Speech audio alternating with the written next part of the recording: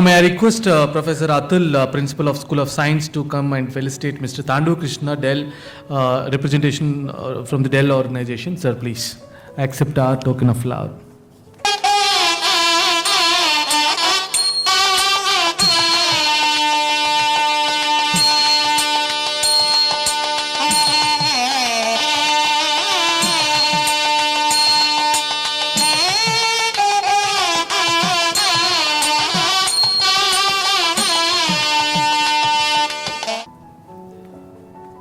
Good afternoon, all. Thanks for all the dignitaries on the dais and off the dais, and also the students for patiently listening to us. Before I get into the topic, okay, this is about me, but maybe I'll go into a blank slide. I'm with Dell for the last 15 plus years. I'm in the industry for the last 25 plus years. I've done hardware, software. But before I get into the electronics opportunities for the electronic engineers, I want to leave some thoughts before I get into the topic. All of us are aware that there is a Make in India campaign that's happening. And it's a wonderful opportunity in the midst of the pandemic, where a lot of companies or businesses are trying to move away from China. And all of you definitely want to help India to be the number one in that space where we can get the industry and everybody come to us. So in that context, there are a couple of things I request all these wonderful placement officers who are the backbone of the academia to go and look at a couple of things. Before we get into the subject, the students should take a lot of pride in what they do. They need to be confident. They need to be able to handle the change. And the most important, which all of us miss, including me, is we always run for success where we are not willing to take a chance and fail. I'll say at the top of the class, if you hear from anybody, all the toppers in the class will go and end up working for a company, and all their friends who are the backbenchers will turn into a strong entrepreneurs, successful entrepreneurs. The reason being, they're okay to fail, learn from the mistakes, and okay to take big bets and risks. And probably, if all the placement officers can go and incultivate that ability to take a risk, India will leapfrog multifold. Not by chance, but by plan. And why I say that, if you want all of your students to go and employed at a company. I heard some of the distinguished speakers talking about startups. I'm not talking about startups coming to your campus, but can you encourage some of your students to go and convert their ideas into startups, not companies coming into your campuses to hire. Those startups can hire the friends, colleagues from the campus and other campuses. That's a wonderful opportunity that's there because of all this digital transformation. Starting a company is not that expensive compared to 10 years. You just need some 50,000 rupees or a 1 lakh rupee to set up your own company to have all the databases to everything. So that's one thing. And before I get into this, one other thing, I know we talked about the assets or the talent that you have of students. But my dear placement officers, there is a very important talent that you have in your campus, which we are not actually tapping into. From the academia, all those subject matter experts are in your campuses who have all the expertise on that specific subjects. Industry tries to leverage that, but we are not experts. US or other countries are way ahead because there is industry academia collaboration. Before even you go for a placement, can you also bring in your professor experts onto the table to the company saying that, hey, I have this so-and-so XYZ expertise with our campus. Can we partner with you to take your problems, leverage into our expertise, our subject matter experts, and probably work on some projects, the internships or the projects that we can create, and we build the talent that's needed for the industry. You might build the companies, you will also equip your students with all the needed talent for the industry. Even for a company like Dell, we go and hire from the lateral market.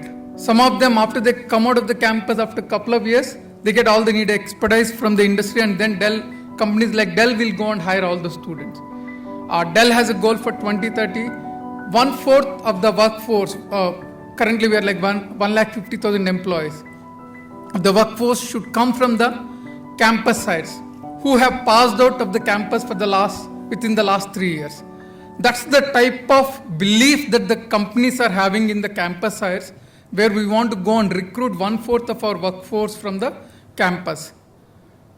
So how do we get them ready for the industry is a lot more on you to go and facilitate, to bring your professors and experts to work with the industry and create those ecosystem and the framework within your campus.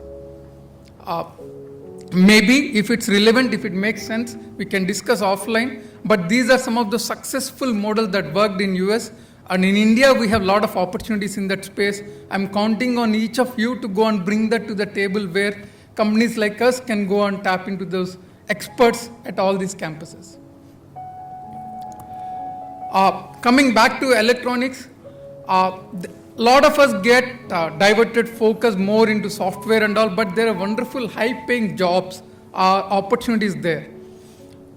When this digital transformation happened, as we speak, all these companies got into this silicon shortage supplies.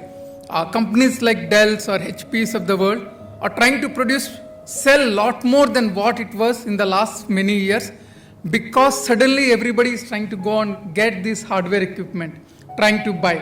The businesses are flourishing, but there is a shortage of silicon. So now every company is trying to have their own chip design and stuff like that. So there are a lot of jobs that are going to come, at least in India, in the next couple of years, in the chip design, ASIC, FPGA. Some of those skills that they need to, if you can work with some of these companies who are selling those tools, in addition to teaching them those fundamentals on those digital electronics, analog electronics, can you also tie up with some of these companies like Cadence, Mentor Graphics, or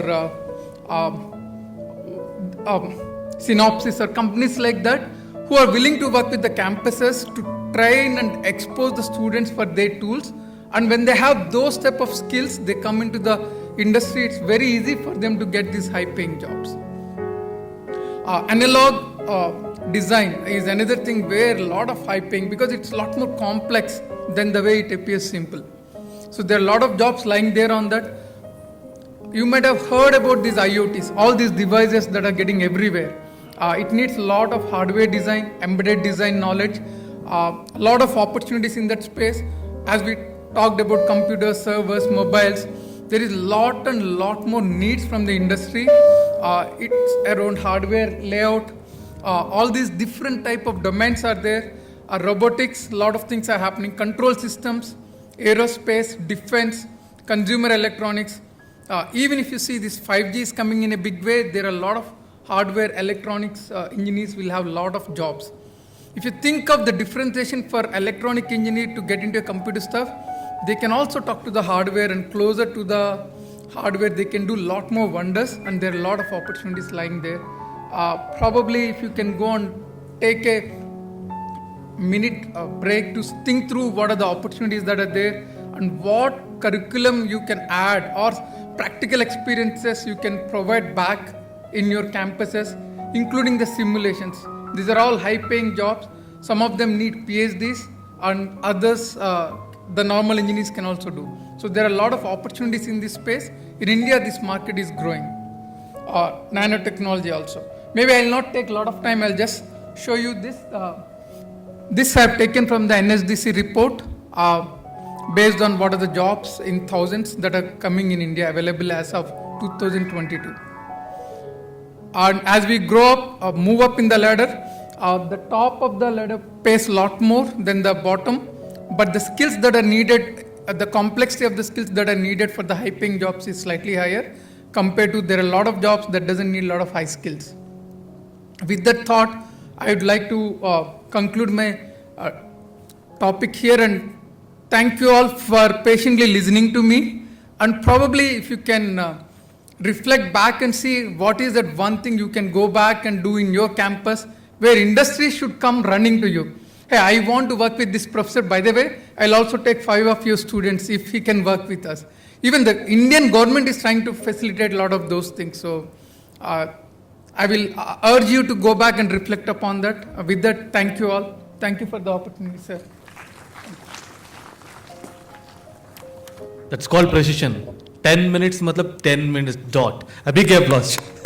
Thank you very much for your valuable information within the stipulated time, sir.